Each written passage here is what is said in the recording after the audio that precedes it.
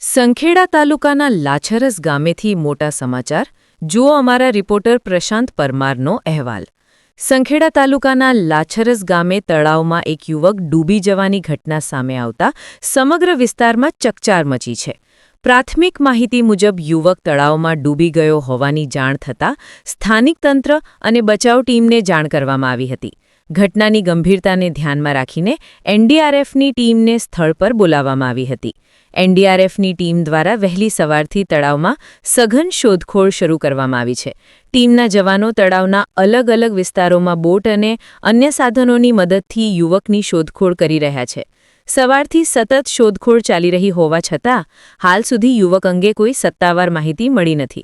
ઘટનાની જાણ થતાં મોટી સંખ્યામાં સ્થાનિક લોકો પણ તળાવ આસપાસ એકત્ર થયા છે અને સમગ્ર વિસ્તારમાં ચિંતાનો માહોલ જોવા મળી રહ્યો છે. હાલમાં એનડીઆરએફની ટીમ દ્વારા યુવકને શોધવાની કામગીરી સતત ચાલુ છે. વધુ માહિતીની અપડેટ માટે મધ્ય ગુજરાતનો અવાજ સાથે જોડાયેલા રહો. રિપોર્ટર પ્રશાંત.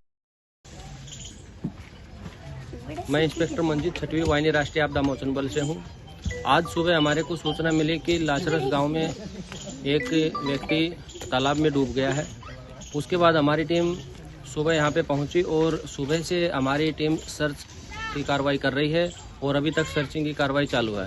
अभी तक बॉडी नहीं मिली है, हमारा प्रयास जारी है। जैसे ही बॉडी मिल जाएगी तो जल्द से जल्द हम बॉडी को ढूंढने का प्रयास करेंगे और उसके बाद प्रशासन को हैंड ओवर करने का काम करेंगे। तो कितने घंटे से चल रही है काम?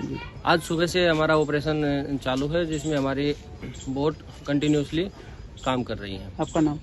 मेरा नाम मैं इंस्पेक्टर मंजीत 6वीं वाहिनी राष्ट्रीय आपदा मोचन बल से हूँ।